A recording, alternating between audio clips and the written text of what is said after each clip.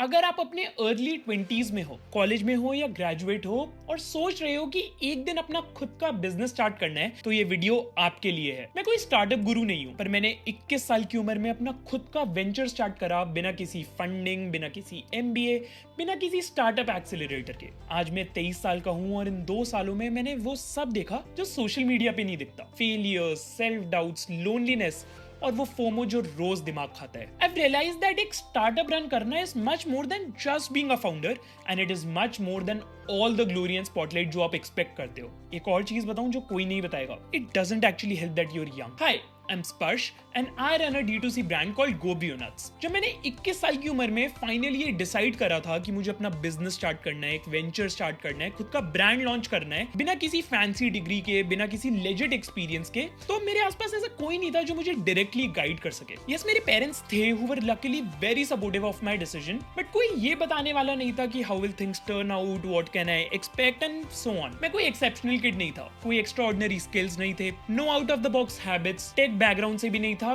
Nothing. And मुझे बिल्कुल idea नहीं था of what to expect. If anything, मैं इतना नाइव था कि मुझे लगता था कि मैं बिजनेस खोलूंगा बिना ज्यादा टाइम, बिना ज्यादा एफर्ट के, मैं एकदम से सक्सेसफुल हो जाऊंगा। एंड ऐसा होता है। 2021 is that type of age जहां पे आप ड्रीम कर रहे हो, प्लान कर रहे हो, इमेजिन कर रहे हो एक सक्सेसफुल फ्यूचर को विदाउट एनी डायरेक्ट प्लान्स और any practical knowledge for that matter. But थोड़े ही time of starting my business मुझे रियलिटी हिट हो गई that this isn't gonna be easy. अब इन 2 सालों में मैंने जो भी सीखा है, I'll try and share my experience and tell you कि what it takes to be a founder at the age of 21. Tell you things that no one will, and I hope इससे आपकी थोड़ी help होगी. So stay till the end. This video is not for motivation. This is a guide for young aspiring founders. So let's dive in. पर उससे पहले subscribe कर लेना if you're new here. So let me start by telling you why I started so early and what it took for me to take that big decision. मुझे ना बहुत early in my life पता था कि I see myself doing something of my own, running a business, probably since class 6-7th. अब कैसे पता था, इसका कोई डायरेक्ट आंसर नहीं है। मे बी मेरे फादर एक बिजनेस रन करते हैं, मैं बचपन में उन्हें देखता था how he built his own business, so let's just say I was very amused with the way he worked. In fact वो मुझे वीकेंड्स पे अपने साथ लेके भी जाते थे to his office, to his shop. मैं वहां बैठ के उन्हें देखता था कि वो कस्टमर्स से कैसे बात कर रहे हैं, डे टू डे ऑपरेशंस कैसे मैनेज कर रहे हैं, एंड प्रॉब्ली ये सब देखते हुए I realise that this is my calling and यही करना है मुझे भी। बट अगेन ये चीज मेरे माइंड में बहुत वेग थी, इसका कोई फिक्स टाइम फ्रेम नहीं था कि कब करना है, कैसे करना है। इनफैक्ट जैसे जैसे मैं बड़ा हो रहा था, मैं भी उस कन्वेंशनल रेस का पार्ट था जहाँ पे अच्छे मार्क्स लाओगे तो ही इज्जत मिलेगी, तो ही एडमिशन मिलेगा। कॉलेज में भी घुसा तब भी मैं उसी कन्वेंशनल पाथ में था जहाँ पे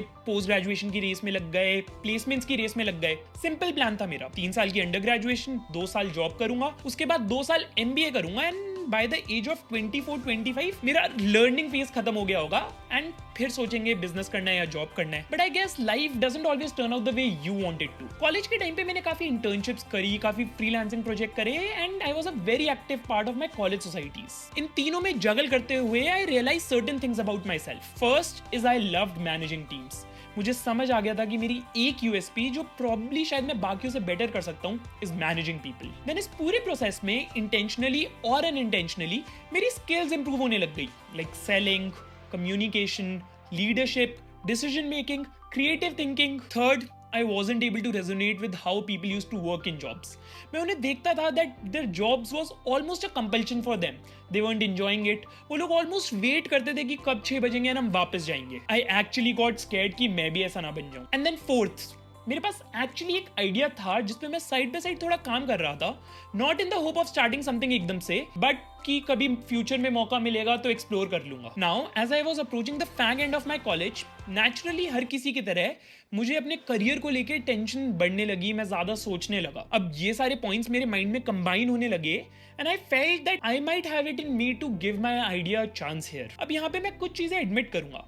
Like I mentioned, my parents were very supportive throughout. Then क्योंकि मेरे फादर का खुद का बिजनेस था, मैं एक ऐसी सिचुएशन में था जहाँ पे मैं अपने करियर के साथ ऐसा रिस्क ले पाऊं क्योंकि I had something to fall back on. And then in all honesty, the tag of becoming a young founder was very amusing to me.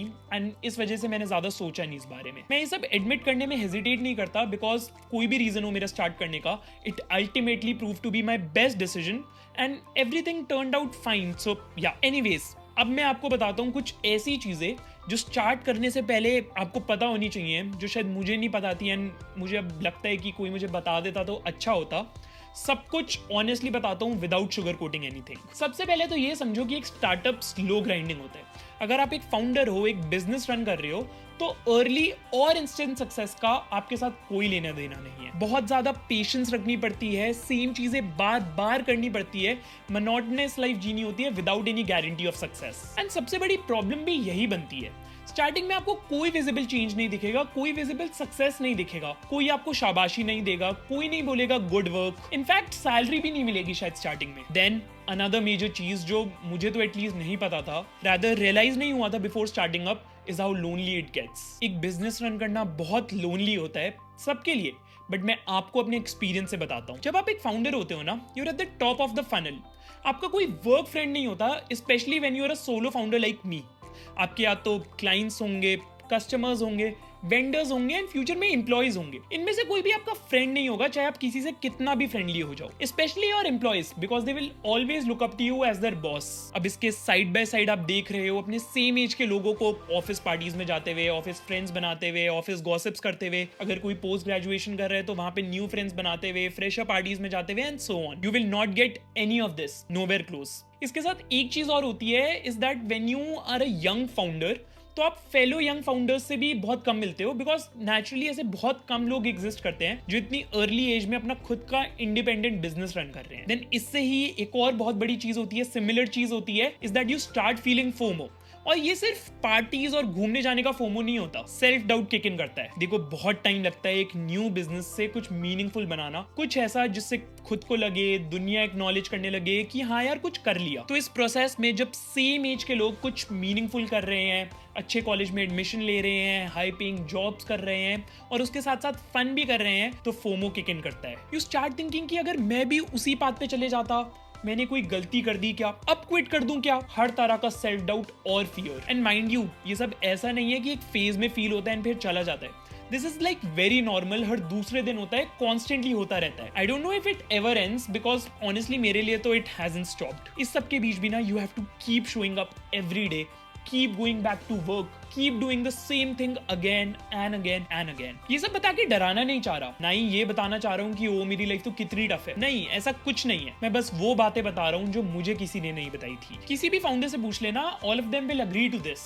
Again this doesn't mean कि फाउंडर्स कोई अलग tough life जी रहे हैं। हर profession की तरह being an entrepreneur also comes with its set of pros and cons. ये देखना होता है कि आपके लिए क्या सूटेबल है। मेरे लिए पर्सनली शायद एक जॉब की लाइफ ज्यादा टफ होगी, बट किसी और के लिए शायद एक स्टार्टअप की लाइफ ज्यादा टफ होगी। Moving on, let me tell you about things that help me. कुछ ऐसी चीजें जिन्होंने मुझे डिसीजन लेने में हेल्प करा, मेरी अर्ली डेज में हेल्प करा, एंड आपको भी कर सकते हैं। फर्स्ट, जैसे मैंने पहले मेंशन करा और हर बार हर जगह मैं सेम चीज मेंशन करता हूँ, अपने कॉलेज के टाइम पे I focused on making my self better. And ये मैंने किसी कोर्स, किसी मंत्रा या किसी फिक्स्ड रूटीन से नहीं करा, ये मैंने अपने कॉलेज डेज में प्रैक्टिकल चीजें करके करा। Internships, freelance projects, research projects, jobs. मैंने रियलाइज कर लिया था दैट आज के टाइम पे college curriculum is not enough and मुझे अपने करियर के लिए खुद इनिशिएटिव लेना पड़ेगा। Second, I focused on growing my network, people who could help me in the future, guide me in the future, support me in the future. ऐसे लोगों के साथ नेटवर्क बिल्ड करा। Majorly I did this through LinkedIn. Internships के through भी ये automatically होता रहा। In fact my first set of mentors मुझे इंटर्नशिप के थ्रू ही मिले। Third, I focused on building confidence in my self. एक स्टार्टअप रन करते हुए अपने प्रोडक्ट से ज्यादा कॉन्फिडेंस ना खुद पे होना चाहिए, that you can make it work. And मैंने इसी पे फोकस करा। मैंने कुछ हार्ड डिसीजंस लिए, एक्सपेरिमेंट्स करे। कॉलेज में ना you have nothing to lose. मैंने अपनी कॉलेज सोसाइटी ज्वाइन करके उसमें एक लीडरशिप पोजीशन ली और अलग अलग चीजें ट्राई करी। फेस्ट्स ऑर्गेनाइज करे, टीम्स मैनेज करी ऑफ मोर देन 50 स्टूडेंट्स। इस सब से मेरा खुद पे कॉन्फिडेंस बढ़ता रहा। अलग अलग सिचुएशंस में मुझे समझ आया that when push comes to shove, I have it in me to take tough calls. So all in all, I guess managing a leadership position at that time massively helped me. Then fourth and the most important, I learned to say no. आप startup करो या ना करो, saying no should be your mantra in 20s. And I was very bad at it, very bad. मुझे no बोलना बिल्कुल नहीं आता था। इनफैक्ट मुझे ऑकवर्ड लगता था नो बोलते हुए, बट एक बिजनेस में ऐसा नहीं चलता। हर चीज में नो बोलना होता है, हर किसी को नो बोलना पड़ता है। नेगोशिएशंस में, सेलिंग में, बाइंग में, हायरिंग में, फंड्स रेज करने में, हर जगह। In fact if you are young, you have to start by saying no to your friends, saying no to unnecessary parties, saying no to distractions, saying no to short term dopamine. Again बहुत मुश्किल होता है ये करना, पर सबसे ज्यादा जरूरी होता है ये करना। Now finally my advice to all aspiring founders, आपको क्या करना चाहिए if you are young, confused and don't have much experience. पहले तो never follow a case study.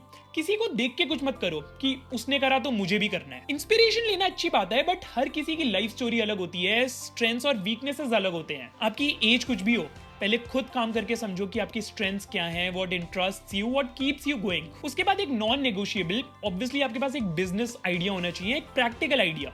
अब खुद भावुक होकर नहीं सोचना कि आइडिया प्रैक्टिकल है या नहीं. उसे ढंग से एनालाइज करना है, नंबर्स देखने हैं, मार्केट साइज देखना है, मेंटर से बात करनी है, पेरेंट्स से बात करनी है और फिर कंक्लूजन पे आना है कि आइडिया वर्केबल है या नहीं. देन सबसे ज्यादा इंपॉर्टेंट, अपनी सिचुएशन, अपनी फैमिली की सिचुएशन को अकाउंट फॉर करो. Do you have the time, money and resources required to put in. Obviously अगर यंग हो, रिस्क लेने की कैपेसिटी है, तो सिर्फ फंड्स की वजह से खुद को होल्ड बैक मत करना. अगर ये सब कुछ सही है and you have the 3 P's, passion, patience and persistence, then let me tell you, don't wait for another second. Early 20s is the perfect time for you to start something of your own, experiment and learn. So start today. देखो, मैं कोई millionaire या कोई बहुत successful startup founder नहीं हूँ, not yet at least.